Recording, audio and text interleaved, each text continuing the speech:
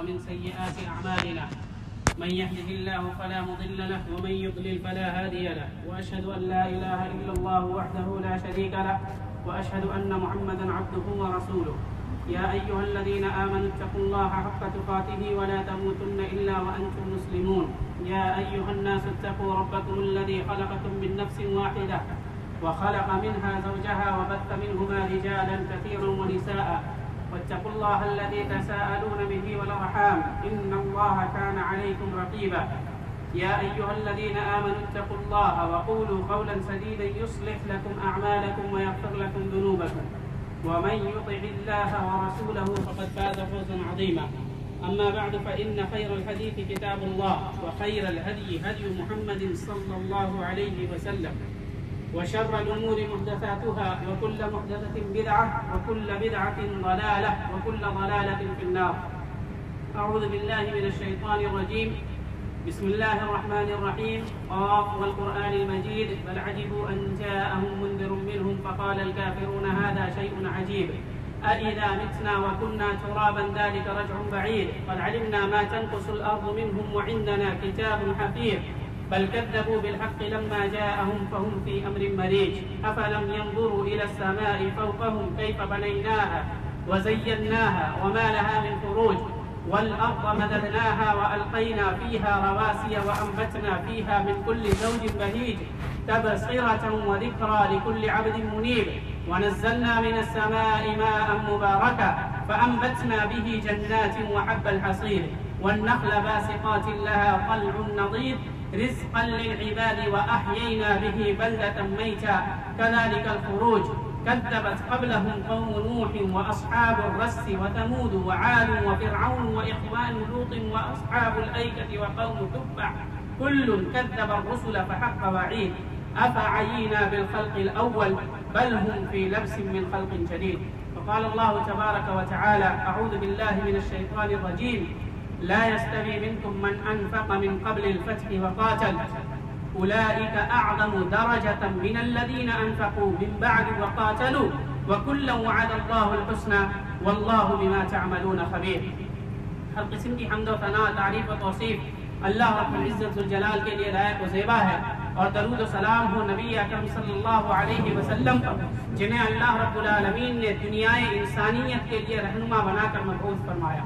نبی اکرم صلی اللہ علیہ وسلم نے اپنی امت کے لیے اپنی امت کو ہر اس راستے سے باخبر کر دیا جس راستے کو اختیار کر کے یہ امت اللہ کی رضا کو حاصل کر سکتی تھی اور جنت کو جا سکتی تھی اور ہر وہ راستہ جو شیطان کا راستہ تھا جو جہنم کا راستہ تھا یا جس پر چلنے سے امت بھٹک سکتی تھی گمراہ ہو سکتی تھی نبی کریم صلی اللہ علیہ وسلم نے اس راستے پر چلنے سے منع فرما دیا اور اس حال میں رخصت ہوئے اس دنیا سے کہ اللہ رب العالمین کا دین مکمل ہو چکا تھا جس کی تکمیل کا اعلان خود رب العزت نے کیا اليوم اکملت لکم دینکم واتممت علیکم نعمتی ورضیت لکم الاسلام دینا کہ اے مسلمانوں میں نے تمہارے لیے تمہارے دین کو بالکل مکمل کر دیا ہے یعنی اس دین سے نہ کسی کمی کی گنجائش ہے اور نہ اس دین کے اندر کسی اضافے کی گنجائش ہے اور اس دین سے میں راضی بھی ہو گیا. محترم سامعین اللہ رب العالمین کا دین بالکل واضح ہے. نبی کریم صلی اللہ علیہ وسلم نے فرمایا ترکتکم علی محجۃ بیضاء میں نے تمہیں ایک ایسے راستے پر چھوڑا ہے لیلھا کنہارھا جس راستے کی رات بھی دن کے مانند ہے. ہر راستے پہ دن بھی ہوتی ہے رات بھی ہوتی دن بھی ہوتا ہے اور رات بھی ہوتی ہے لیکن اسلام کا راستہ ایسا ہے جس میں کبھی بھی رات نہیں ہوتی کبھی بھی اندھیرا نہیں ہوتا. اس کا ہر ایک مسئلہ بالکل دین میں روشن سورج کی طریقے سے واضح جیسے ہر چیز واضح ہوتی ہے ویسے دین اسلام کا ہر مسئلہ واضح ہے.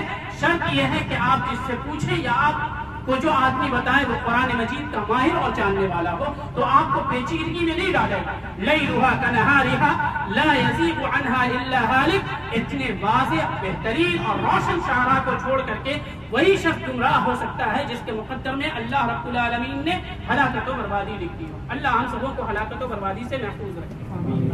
انبیاء کرام کے بعد ظاہر سی بات ہے اس دنیا کے اندر سب سے بڑا مقام انبیاء کرام علیہ السلام کا ہے جن میں سب سے بڑا مقام ہمارے آخری نبی خاتم النبیین جن کے بعد کوئی بھی نبی نہیں ہوگا محمد الرسول اللہ صلی اللہ علیہ وسلم. انبیاء کرام کی جماعت کے بعد دوسرا درجہ جو آتا ہے بالاتفاق صحابہ کرام رضی اللہ عنہم اجمعین کا. اور کتنا بڑا درجہ ہے. آپ ایک قول سے ملاحظہ کریں، ایک تابعی کے قول سے، کہ عبداللہ ابن مبارک رحمہ اللہ سے پوچھا گیا کہ عمر ابن عبدالعزیز، جانتے ہوں گے عمر ابن عبدالعزیز رحمہ اللہ بڑے عادل خلیفہ گزرے ہیں، سن 101 ہجری میں ان کا انتقال ہوا نبی صلی اللہ علیہ وسلم کے 90 سال کے بعد. تابعی ایک عبداللہ ابن مبارک رحمہ اللہ سے ایک شخص نے پوچھا کہ عمر ابن عبدالعزیز جو اتنے عادل خلیفہ تھے، اتنے انصاف پرور تھے، وہ زیادہ بہتر ہیں آپ کے نزدیک یا معاویہ ابن ابی سفیان رضی اللہ عنہ؟ تو سوال پوچھنے والے سے کہا عبداللہ ابن مبارک رحمہ اللہ نے، اللہ کی قسم، نبی کے ساتھ جنگ کرتے ہوئے معاویہ رضی اللہ عنہ کی ناک میں جو گرد و غبار داخل ہوا ہے، اس گرد و غبار کا بھی مقابلہ عمر ابن عبدالعزیز نہیں کر سکتے. یہ فضیلت تابعین کے نزدیک. زمانہ جس قدر عہد نبوت سے دور ہوتا گیا، لوگوں کی زبان میں تیزی آتی تھی، عقائد میں بگاڑ پیدا ہوا، لوگ آپس میں تو ایک دوسرے کو بولتے ہی تھے، اتنے جری اور بہادر ہو گئے کہ صحابہ کرام کی شان میں انہوں نے گستاخی کرنی شروع کی. صحابہ کرام کی شان میں جو بھی گستاخی کرے، اسے امام احمد نے اور دیگر ائمہ نے بھی اتفاق کہا ہے کہ وہ زندیق ہے.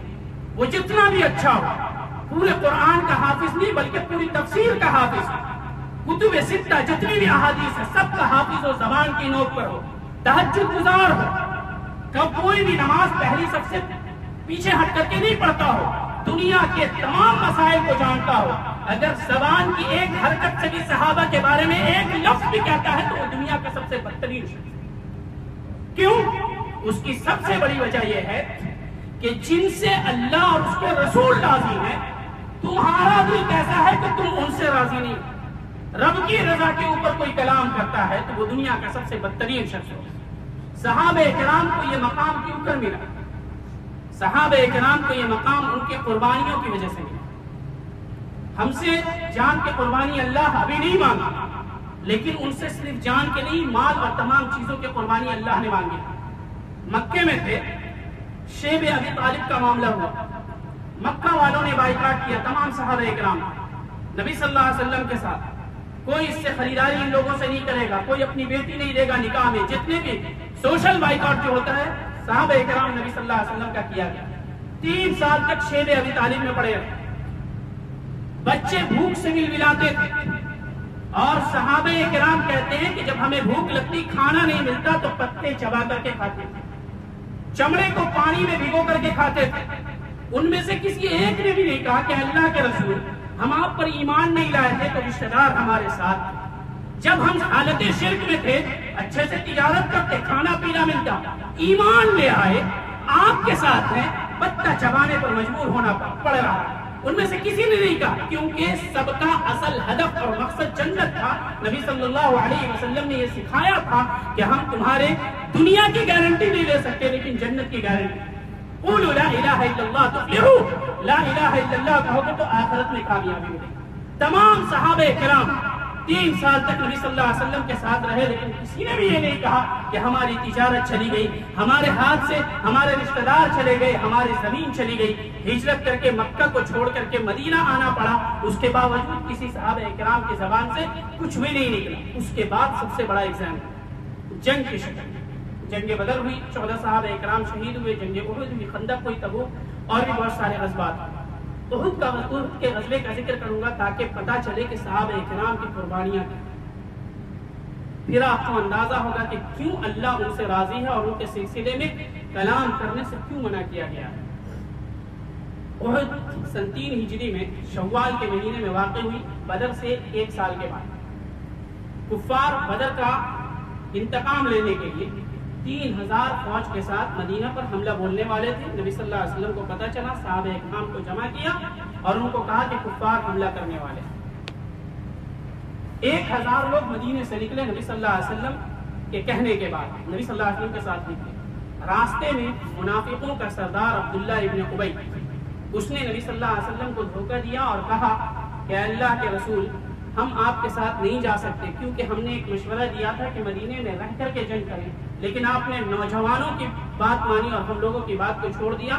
اور بعض روات کہتے ہیں کہ عبداللہ ابن ابی کا حلیف ایک قبیلہ تھا جو مشرک تھا یا یہودی تھا، ان لوگوں نے نبی صلی اللہ علیہ وسلم کے ساتھ نکلنے کی خواہش ظاہر کی، تو نبی صلی اللہ علیہ وسلم نے فرمایا کہ ہم لوگ مشرکوں سے اور یہود و نصارہ سے جنگ کے اندر مدد نہیں کرتے، تو نبی کریم صلی اللہ علیہ وسلم نے ان کو واپس کر دیا۔ اسی وجہ سے عبداللہ ابن ابی نے کہا کہ ہم آپ کے ساتھ نہیں جائیں گے۔ اس نے اپنے 300 ساتھیوں کو لیا اور لے کر کے مدینہ چلے۔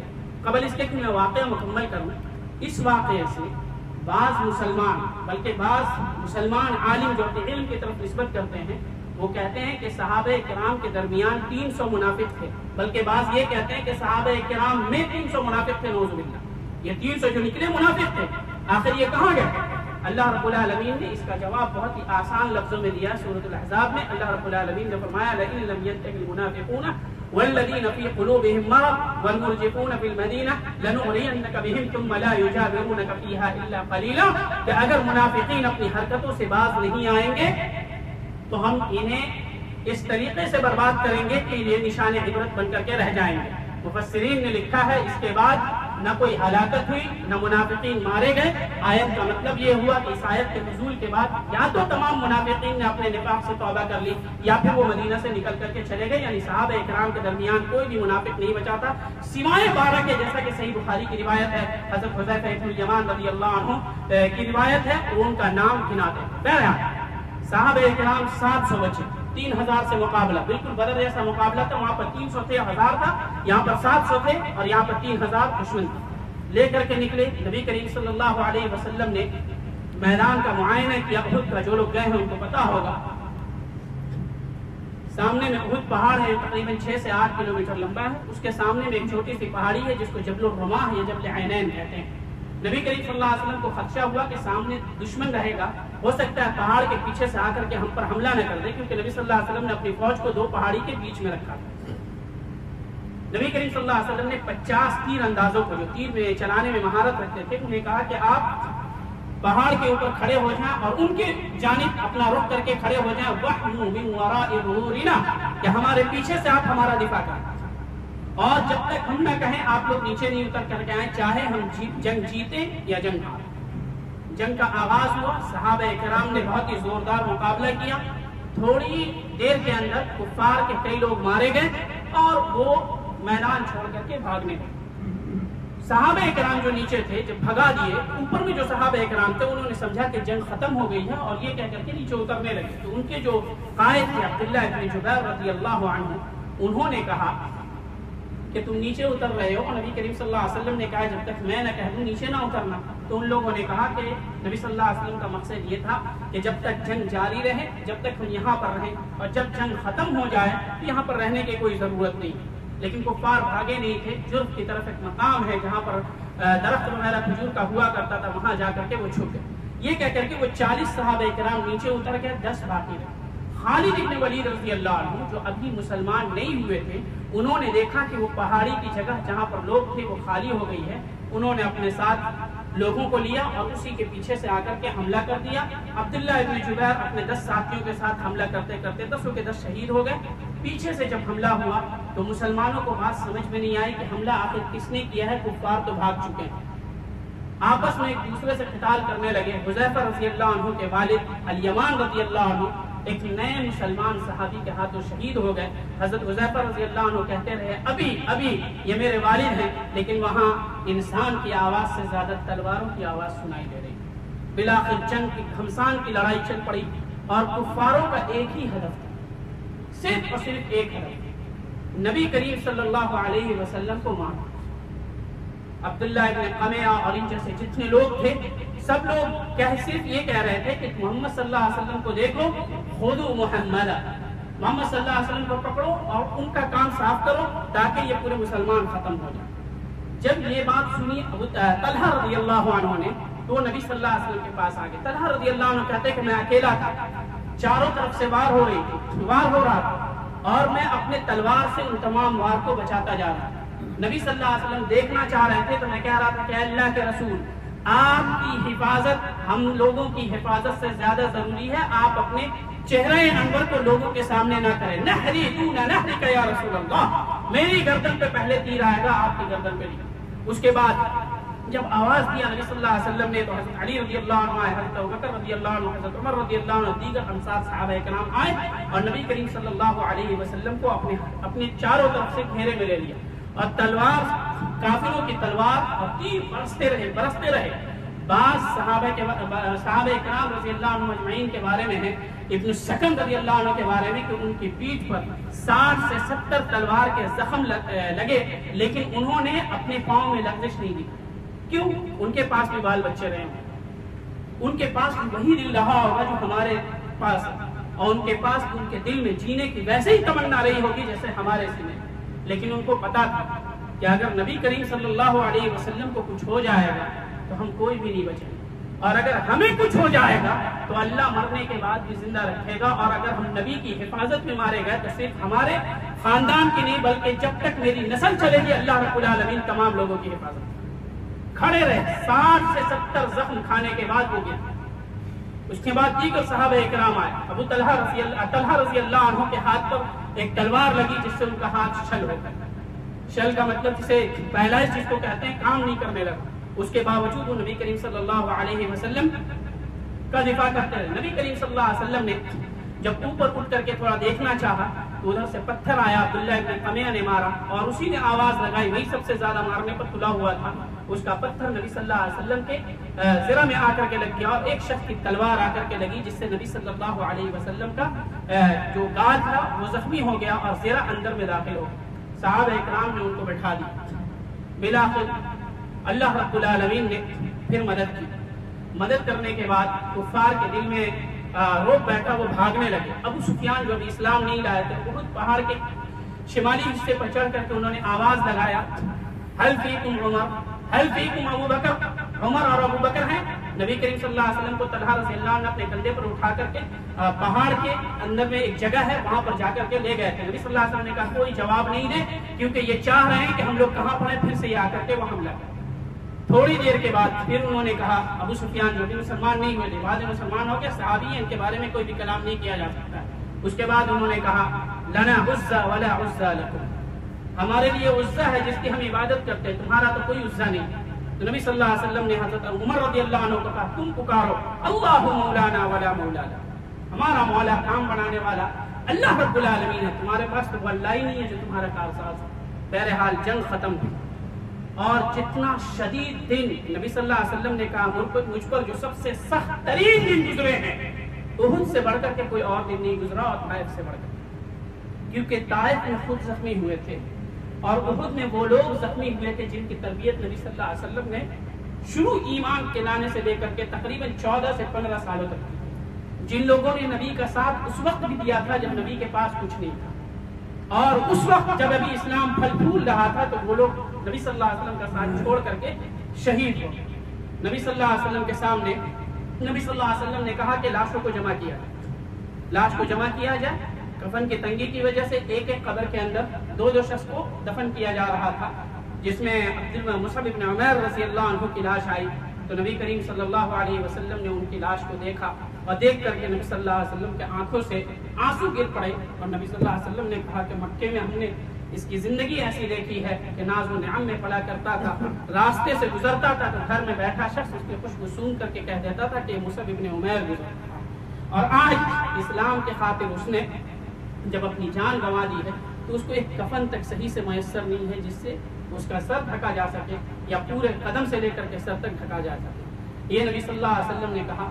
بعض مورخین نے اس پر تعلیق چڑھائی ہے، کمنٹ لگائی ہے تو انہیں کوئی بھی موجود تھا، ان کے پاس کوئی چیز موجود تھی کہ نہیں تھی، لیکن نبی صلی اللہ علیہ وسلم کا وجود اور ان کے رضامندی تو ان کے ساتھ تھی. اس کے بعد ایک صحابی تھے جن کا نام تھا حنظلہ رضی اللہ عنہ. یہ جنگ کے دن مدینے سے آئے، جنگ کے دن، اور مدینے سے اسی دن ان کی شادی ہوئی. اسی دن ایک دن قبل ان کی شادی ہوئی. فجر کے بعد وہ مدینے سے چل کر کیا نبی صلی اللہ علیہ وسلم عصر میں نکل گئے تھے. مدینے سے نبی صلی اللہ علیہ وسلم عصر میں نکل گئے تھے. یہ فجر کے بعد آئے کیونکہ اسی رات ان کی شادی ہوئی. جب آئے تو انہوں نے غسل جنابت نہیں کیا اور بعض لوگوں نے ذکر کیا، جیسا سمودی وغیرہ نے ذکر کیا ہے، غسل جنابت اس لیے نہیں دیا کہ ان کے گھر کی عورتوں نے کہا کہ کہیں لیٹ ہو جائے گا، نبی صلی اللہ علیہ وسلم ناراض ہو جائیں گے، تم جاؤ. یہ گھر کی عورتوں کی بات ہے. پھر مردوں کے اندر کیا جذبہ رہا ہوگا آپ تصور نہیں کر سکتے. اور جس کی آج ہی شادی ہوئی اس کے دل میں کیا خیالات اور کیا تمنا رہے ہوں گے. بہرحال حنظلہ رضی اللہ عنہ آئے. ہم لوگ رہتے تو پچھلی صف میں لڑتے تاکہ سب آگے جو ہو معاملہ ہم بچ کر کے چلے جائیں، ہمارے گھر میں ہماری نئی دلہن انتظار کر رہی ہے. لیکن حنظلہ رضی اللہ عنہ نے ایسا نہیں کیا. تلوار اٹھائی، آگے جا کر کے لڑے، لڑتے رہے، اتنا لڑے کہ وہ شہید ہو. نبی کریم صلی اللہ علیہ وسلم کو آ کر کے بتایا گیا کہ اللہ کے رسول حنظلہ کو کسی نے غسل دے دیا، کیونکہ شہیدوں کو غسل نہیں دیا جاتا. ان کو ان کے خون میں لپیٹ کر کے، کفن میں لپیٹ کر کے خون سمیت ان کو قبر میں ڈالا جاتا ہے. نبی کریم صلی اللہ علیہ وسلم کو جب بتایا گیا تو نبی کریم صلی اللہ علیہ وسلم نے کہا ہاں حنظلہ کو فرشتوں نے غسل دیا. تو آپ سوچ سکتے ہیں کہ کچھ نہیں ہونے کے باوجود اللہ رب العالمین سے ان کے تعلقات اتنے مضبوط تھے کہ کوئی شہید ہو رہا ہے تو فرشتوں کو غسل دینے کے لیے بھیج رہے ہیں. اور کوئی شہید عبداللہ ابن حرام رضی اللہ عنہ، جابر رضی اللہ عنہ کے والد جب شہید ہوئے اسی وقت کے اندر ان کے کپڑے پھٹ گئے تھے، وہ مل نہیں رہے تھے. تو نبی صلی اللہ علیہ وسلم سے پوچھا گیا تو نبی صلی اللہ علیہ وسلم نے کہا اضلتہ الملائکۃ باجنحتہم، فرشتوں نے ان کو اپنے پروں سے گھیر لیا. اگر آپ قربانیوں کو سنیں گے اور پڑھیں گے یقین جانیں کہ آپ کو اپنا وجود اس دنیا کے اندر بوجھ لگنے لگے. وہ ان کو اللہ نے آسمان سے نہیں اتارا تھا، ہمارے ہی طریقے سے ان کے بھی ماں باپ تھے، ان کے بھی رشتہ دار تھے. ان لوگوں نے صرف مال قربان نہیں کیا، وطن کو بھی قربان کیا، جان کو بھی قربان کیا، اپنے بچوں کو بھی قربان کیا. ایک عورت امام طبری نے ذکر کیا ہے، جب سنا عبداللہ ابن قمیہ نے یہ افواہ پھیلائی کہ نبی صلی اللہ علیہ وسلم کو شہید کر دیا گیا، جب وہ عورت سنی تو دیوانہ وار دوڑتی ہوئی آپ اونٹ کی طرف چلی آئی نبی صلی اللہ علیہ وسلم کو دیکھنے کے خاطر. بعض نے یہ واقعہ 3-4 صحابیہ سے ذکر کیا ہے، اکثر لوگوں نے اسی صحابیہ سے ذکر کیا ہے. راستے میں لوگوں نے کہا کہ تمہارے والد، تمہارے بھائی اور تمہارے شوہر شہید کر دیے گئے. اس خاتون نے کہا مجھے کسی کی فکر نہیں ہے، فکر اس کی ہے جس پر جبریل قرآن لے کر کے نازل ہوتے ہیں. سید المرسلین نے ان کے بارے میں بتاؤ، کیا تم نے ان کو دیکھا ہے؟ کسی نے کچھ نہیں بتایا. جنگ جاری تھی، وہ خاتون آ رہی تھی، لوگ آواز لگا رہے تھے یہاں پر مرد نہیں دکھ رہے، تم کیوں آ رہی ہو؟ اس خاتون نے کہا جب تک میں اپنی دونوں آنکھوں سے رسول اللہ کا دیدار نہیں کر لیتی واپس نہیں پلٹوں گی. یہی وہ وقت ہے کہ نبی صلی اللہ علیہ وسلم نے چہرہ اٹھا کر کے میدان کا جائزہ لیا اور اس خاتون کی نگاہ جیسے نبی صلی اللہ علیہ وسلم کے چہرے پر پڑی تو اس خاتون نے کہا کل مصیبت بعد اجل یا رسول اللہ، اے اللہ کے رسول آپ، میری آنکھوں نے آپ کو زندہ دیکھ لیا ہے، اب جتنی بھی مصیبت تھی وہ تمام مصیبتیں ختم ہو گئی ہیں، دل میں راحت و اطمینان، خوشی اور فرحت مچل رہی ہے. تو یہ ایک خاتون کے دل کی بات تھی. وہ لوگ نبی کو زندہ دیکھتے تھے، کتنی خوشی ہوتی تھی، نبی صلی اللہ علیہ وسلم کے غم پر کتنا غم ہوتا تھا. اور آج ہم نبی کی سنت کو اپنی آنکھوں سے نہیں خود اپنے ہاتھوں سے مردہ کر رہے ہوتے ہیں، دل میں ذرہ برابر بھی غم نہیں ہوتا. سوچتے ہیں کہ اللہ ہمارا ہے، جنت ہماری ہے، لیکن جہنم بھی تو اللہ نے انہی لوگوں کے لیے بنائی ہے نا جو اللہ اس کے رسول کی نافرمانی کرے. ان لوگوں نے اپنی جان دے کر کے نبی کی حفاظت کی تھی. کیا ہم وقت دے کر کے اپنی خواہشات کی قربانی دے کر کے نبی کی سنت کی حفاظت نہیں کر سکتے؟ دعویٰ الگ چیز ہے، اس دعوے کو ثابت کرنا یہ الگ چیز ہے. آپ اسلام کا دعویٰ کریں ٹھیک ہے، آپ کے اسلام میں کوئی شک نہیں کر سکتا، لیکن آپ کا عمل یہ بتائے گا کہ آپ نبی کی سنت کے موافق ہے کہ نہیں. جو نبی کی سنت کی حفاظت نہیں کر سکتا اس سے یہ کیسے امید کی جا سکتی ہے کہ وہ نبی کی حفاظت کے لیے اپنا سینہ تیر اور تلوار اور گولیوں کے سامنے ایسے کر کے سینہ سپر رہے؟ امید کی جا سکتی ہے. آپ سے نبی کی سنت کی حفاظت نہیں ہوتی، نبی کے اقوال و افعال کی حفاظت نہیں ہوتی. آپ روڈ پر اترتے ہیں پروٹیسٹ کرنے کے لیے، ہمارے نبی کے خلاف اگر کوئی کہے گا تو ہم اس کی گردن ناپ دیں گے. آپ اپنی گردن کی فکر کریں. فَلْيَحْذَرِ الَّذِينَ يُخَالِفُونَ عَنْ أَمْرِهِ أَن تُصِيبَهُمْ فِتْنَةٌ أَوْ يُصِيبَهُمْ عَذَابٌ أَلِيمٌ. کہ جو نبی کی مخالفت کرے گا اسے اللہ کے عذاب سے ڈرنا چاہیے، یا دنیا کے اندر کوئی اللہ سے فتنے میں مبتلا کر دے جس فتنے کے اندر اسے اپنے ایمان کا سودا کرنا پڑے. صحابہ اکرام نے قربانی دی تھی، اس لیے اللہ نے ان کے بارے میں کہا رضی اللہ عنہم ورضوا عنہ۔ اور ایک بات یاد رکھیں، یہ بات ہر آدمی خود بھی یاد رکھے اور اپنے بچوں کو بھی سکھائے، کوئی بھی شخص چاہے وہ جتنا بڑا کیوں نہ ہو، جتنا متقی پرہیزگار کیوں نہ ہو، ایسی قربانی پیش کرنے والے صحابہ اکرام کے بارے میں اگر ایک لفظ بھی بولتا ہے تو وہ دنیا کا سب سے بدترین اور زندیق شخص ہے، نہ اس کے ساتھ بیٹھنا ہے، نہ اس کی کسی باتوں کو سننا ہے۔ اگر کوئی آپ کے والد کو گالی دے، برا بھلا کہے، آپ کی والدہ کو گالی دے، کیا آپ اس کے ساتھ بیٹھنا پسند کریں گے؟ اس کی باتوں کو سننا پسند کریں گے؟ اور کوئی نبی کے صحابہ کو گالی دے، کیسے اس کی باتوں کو سننا، اس کی تقریر، اس کے محاضرات اور لیکچر کو سننا پسند کرتے ہیں، اور اپنے والدین کے گالی دینے والے کی کسی بات کو سننا پسند نہیں کرتے؟ کیا صحابہ سے بڑھ کر کے ہمارے والدین؟ بالکل نہیں۔ صحابہ کا مقام ایسا ہے جیسے کہ ہمارے اور نبی کے بیچ میں دیوار ہو، جو اس دیوار کو توڑنے کی کوشش کرتا ہے، گویا کہ وہ نبی تک پہنچنا چاہتا ہے، نبی کو تکلیف دینا چاہتا ہے۔ یہ صحابہ اکرام کا مقام تھا۔ عروج کے موقع سے ہو سکتا ہے کسی کے دل میں یہ خیال اٹھے کہ آخر میدان میں سید المرسلین موجود تھے، وہ صحابہ اکرام موجود تھے جنہوں نے تہیہ کیا تھا کہ ہم اس مسجد، اس میدان کے اندر صرف اور صرف اللہ کے خاطر جنگ لڑیں گے، یا تو جیتیں گے یا جان دے کر کے اپنے خون سے اس زمین کو سرسبز و شاداب۔ آخر وہ کون سی وجہ تھی کہ جیتی ہوئی جنگ ہار میں تبدیل ہوگی؟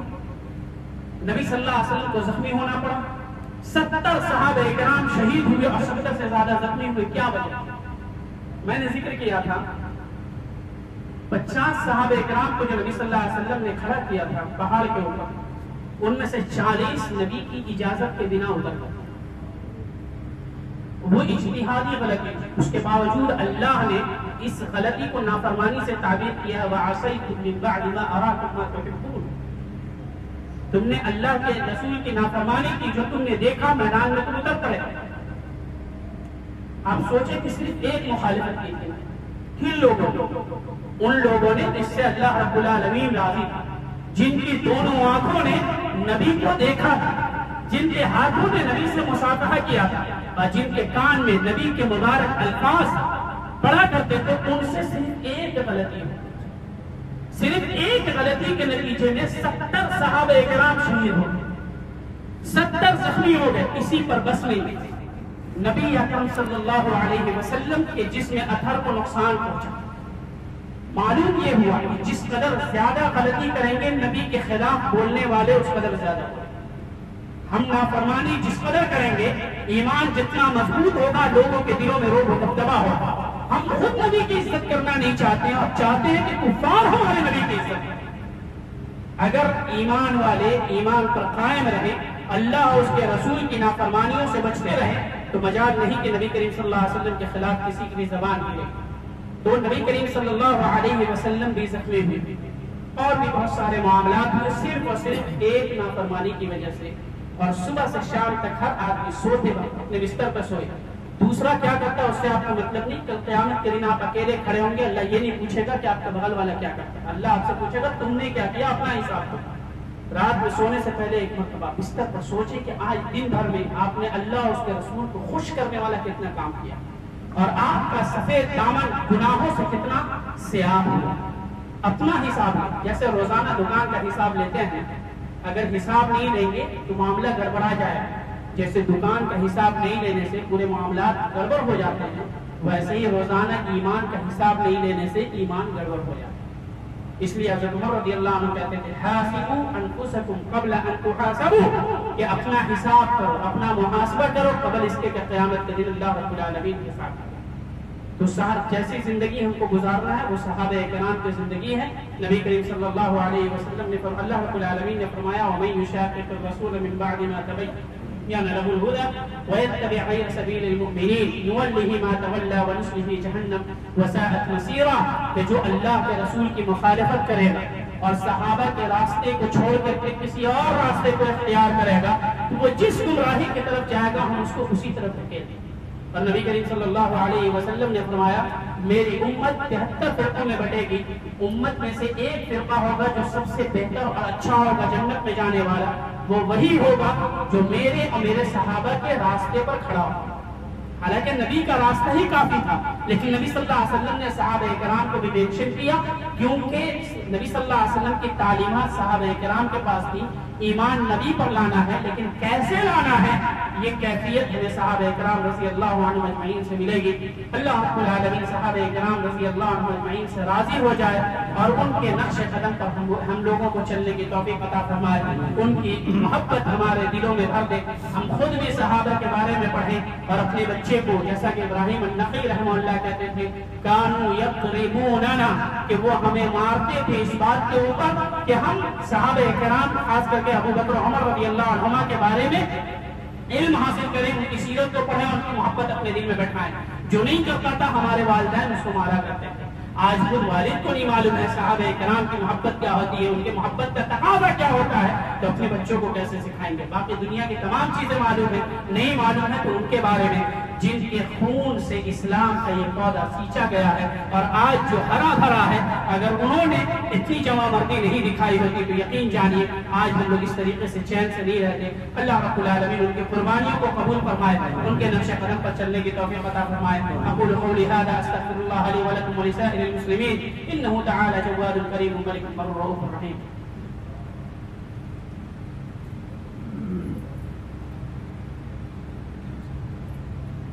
إن الحمد لله نحمده ونستعينه ونستغفره ونعوذ بالله من شرور أنفسنا ومن سيئات أعمالنا، من يهده الله فلا مضل له ومن يضلل فلا هادي له، وأشهد أن لا إله إلا الله وحده لا شريك له، وأشهد أن محمدا عبده ورسوله۔ يا أيها الذين آمنوا اتقوا الله حق تقاته ولا تموتن إلا وأنتم مسلمون۔ يا أيها الناس اتقوا ربكم الذي خلقكم من نفس واحدة وخلق منها زوجها وبث منهما رجالا كثيرا ونساء، واتقوا الله الذي تساءلون به والأرحام إن الله كان عليكم رقيبا۔ يا أيها الذين آمنوا اتقوا الله وقولوا قولا سديدا يصلح لكم أعمالكم ويغفر لكم ذنوبكم ومن يطع الله ورسوله فقد فاز فوزا عظيما۔ میرے بھائیوں، صحابہ کرام ہمارے دین کا حصہ، ایک معیار ہے جس پر آپ کا ایمان تولا جائے۔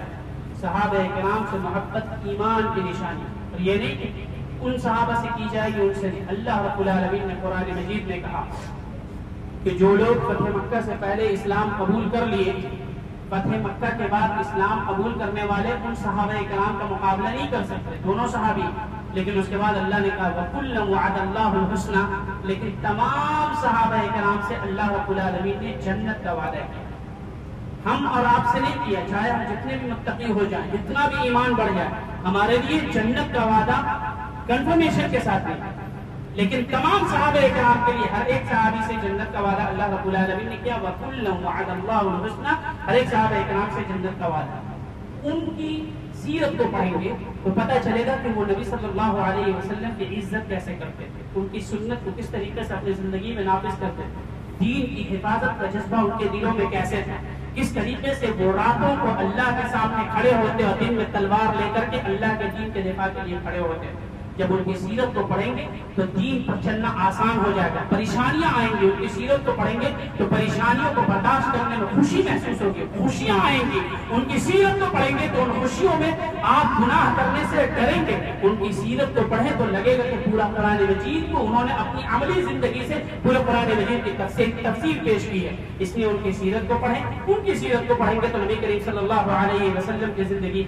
سمجھ میں آئے گی۔ اللہ ہم سبوں کو نیک سمجھ کی توفیق عطا فرمائے، ہم سبوں کے دلوں میں صحابہ کرام رضی اللہ عنہ اجمعین کی محبت کو بھر دے۔ ان اللہ